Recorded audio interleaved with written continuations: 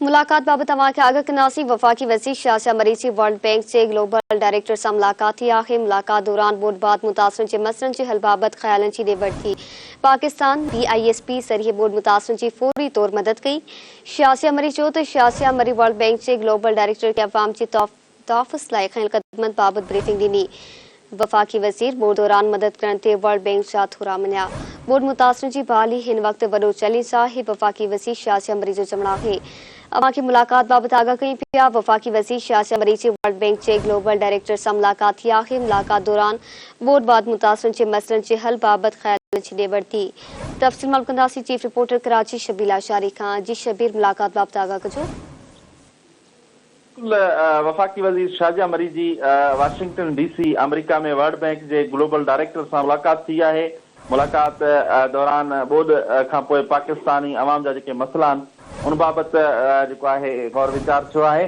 उन मौक़े ते वफ़ाक़ी वज़ीर शाह मरी वफ़ाक़ी सरकार पारां बेनज़ीर इनकम सपोर्ट प्रोग्राम वसीले बोर्ड मुतासिर अवाम जी जेका फौरी तौर ते उनमें इमदाद विरहाई वई आहे उन बाबति वर्ल्ड बैंक ग्लोबल जे डायरेक्टर खे आगाही ॾिनी आहे। वफ़ाक़ी वज़ीर शाह मरी वर्ल्ड बैंक जे ग्लोबल डायरेक्टर खे जेको आहे पाकिस्तानी अवाम जे समाजी तहफ़ुज़ लाइ जेके खयल क़दम आहिनि उन बाबति आगाह कयो वियो। वफ़ाक़ी वज़ीर शाह मरी गुज़िरियल साल जेका तबाही आई ॿोॾि सबबि उनमें वर्ल्ड बैंक जी जेका बर वक़्तु इमदाद हुई उनखे साराहियो बि आहे।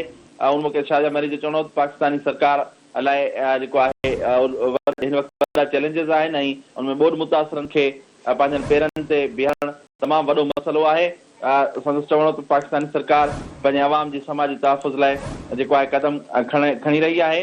वर्ल्ड बैंक जे ग्लोबल डायरेक्टर जेको आहे ॿोॾि मुतासिरनि जेके इलाइक़नि में जेके ग़रीब ॿार ऐं ख़ासि तौर ते औरतूं आहिनि या जेके ग़रीब माण्हू आहिनि उन बाबति जेको आहे पाकिस्तानी सरकार जो जेको किरदारु आहे उनखे साराहियो। चवणो हो त आलमी बैंक पाकिस्तानी अवाम ऐं ख़ासि तौर ते ॿोॾि मुतासिर ख़ानदाननि जी मदद लाइ हुकूमत पाकिस्तान जी भरपूर मदद कंदी ऐं वर्ल्ड बैंक जे ग्लोबल इहा बि यकीन ॾियानी कराई त अॻिते बि अॻु में बि असां ॿोॾि मुतासिरनि जी भरपूर सहायता कई आहे। अॻिते बि इन हवाले सां वफ़ाक़ी सरकार सां सहकार जारी रहंदो। जी महिरबानी शबीर आगाह करण लाइ।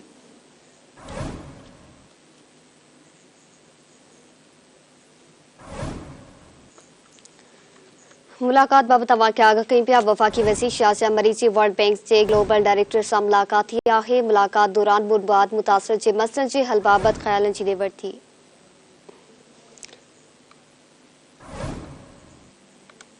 शाह मरी वर्ल्ड बैंक जे ग्लोबल डायरेक्टर खे अवाम जे तहफ़ुज़ लाइ खयल क़दमनि बाबति ब्रीफिंग ॾिनी। वफ़ाक़ी वज़ीर बोर्ड दौरान मदद करण ते वर्ल्ड बैंक जा थोरा मञिया।